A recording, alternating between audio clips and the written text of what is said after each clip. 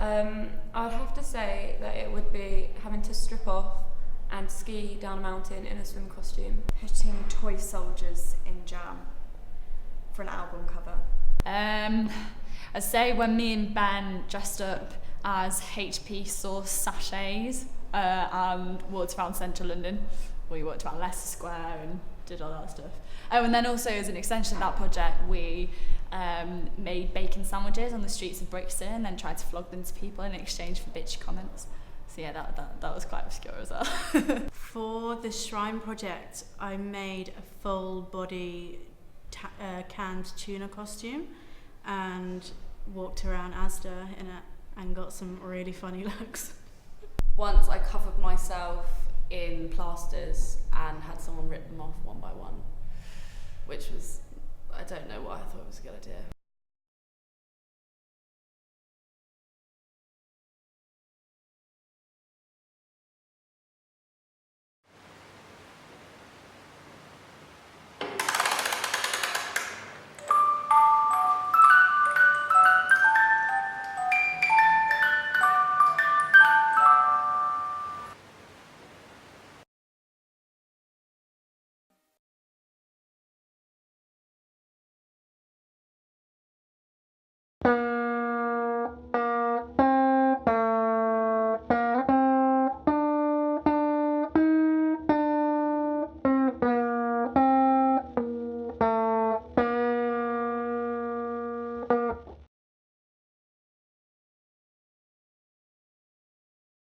Obviously, being successful and happy would be the plan.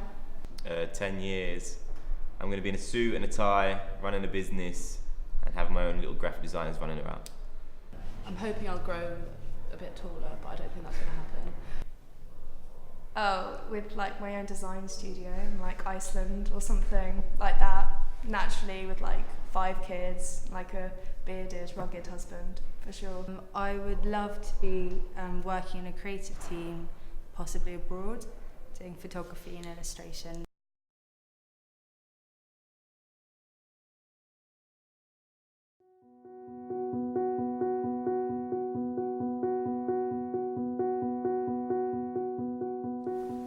George Frederick Smith was a man with an exceptional passion for paper.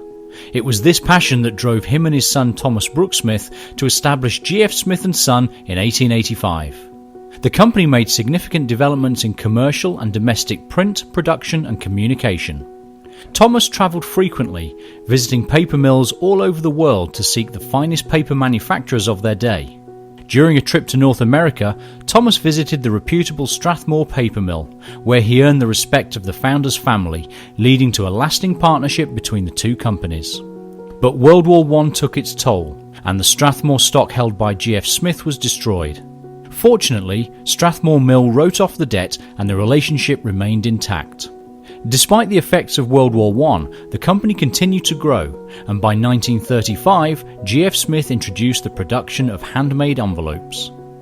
But the G.F. Smith offices are completely demolished in World War II, leaving the company to rise from the ashes once again. 1953 marked Her Majesty the Queen's coronation, and G.F. Smith paid homage with an extraordinary range of envelopes and embossing textures in blue, white and red. G.F. Smith continued to draw inspiration from the world around them, and with the revolution of litho printing in 1963, the company introduced coloured and textured papers.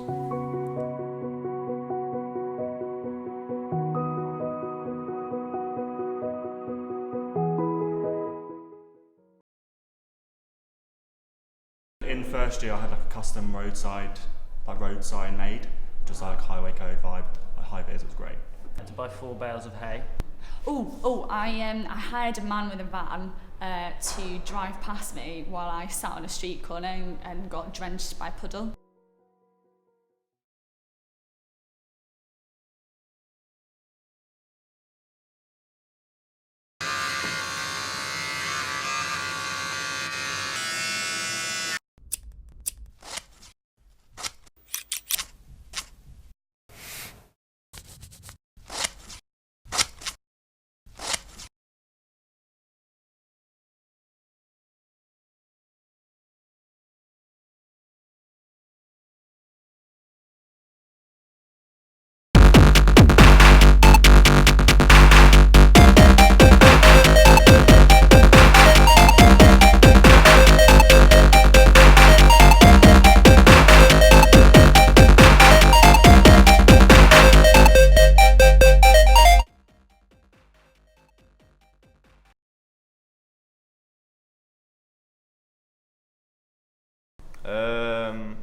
working with people.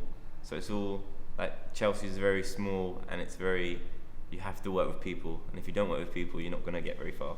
So yeah, that's one of the main things I take from it. Yeah, you get more confident generally as a designer, and the more experience you've got, the more you're going to put in, and the more you can understand different designers' points of views. How to be independent. I think that's something that maybe you wouldn't get as much on other courses. It takes a while to like work out how best to present your work, and also how best to present yourself when you're talking about your work, and that took ages for me to get my head around, because I'd always get really embarrassed and go really red, and it would just be awful. So I feel like I've got maybe more confidence in that. A really valuable thing I've learned is just that like nobody really knows what they're doing, which is great because it takes so much pressure off, and it makes you more confident, and therefore you kind of everyone's kind of just like faking their way, and you can do that really well, and it's fine, but there's no like prescribed way to do things, and I think that's the beauty of the industry, is that just full of creatives that do their own thing the way they do it, and it happens to work.